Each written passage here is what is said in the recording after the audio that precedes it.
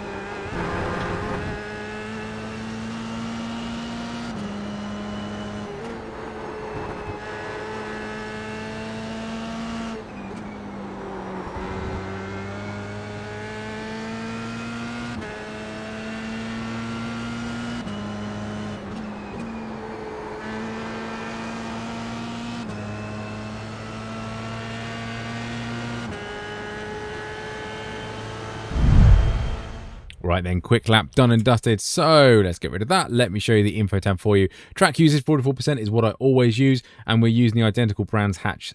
Fixed iRacing setup is the one we are following, and track temper for 84 Fahrenheit. Now, lap I'm going to show you, you're going to have to get rid of my head for this one, but they're down here. So we went out practicing, came back for some new fuel because we had a few spins.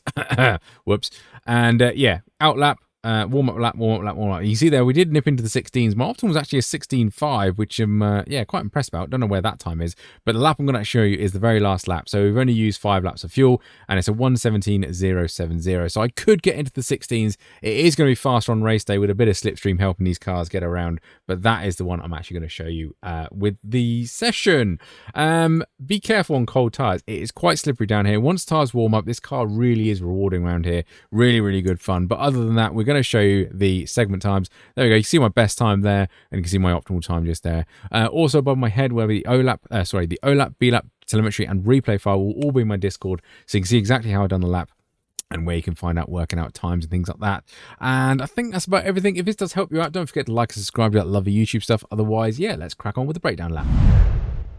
Right then, Brands hatch, and what a little rascal in a high downforce car like the F3.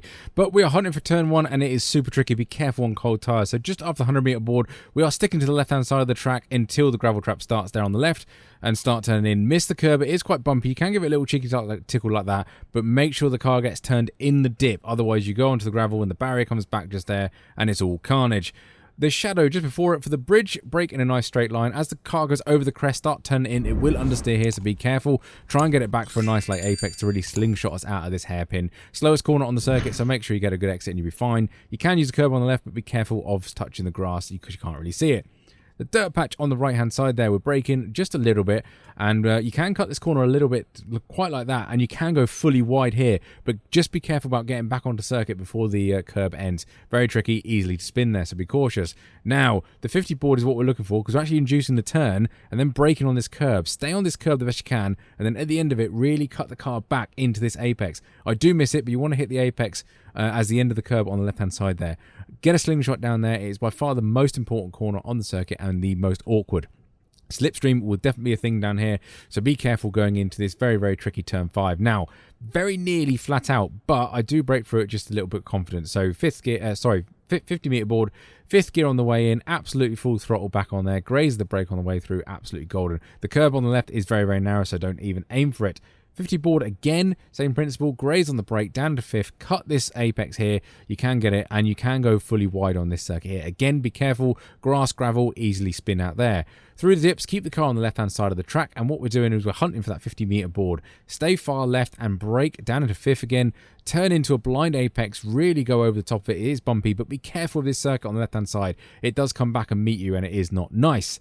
Get the car over to the right hand side, and just before the hole in the wall there, or the barrier at the 50-meter board, turning gradually, and then as you get into the dip and the compression of the camber of the corner, really crank on the steering, get out in 4th gear and accelerate as best you can. Last corner, these come at you thick and fast, don't they? 50-meter board on the left-hand side, spot a theme around this track. Little brake, down into 4th gear.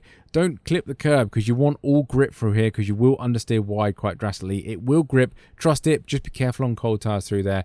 Shortest rate to the line, we're trying to maximize our straight line speed at this point, and we start the lap over again, and that is a 1:17.070. As mentioned, I think if I got turn 4 absolutely spot on and got a little bit sooner into the apex, got on that throttle a little bit earlier without that little cheeky lift, that would have easily been a 16.8 or a 16.9, something like that. So it is possible to get into 16s quite comfortably, but yeah, I want to show you that lap because it shows you how important that corner is going down in turn 5.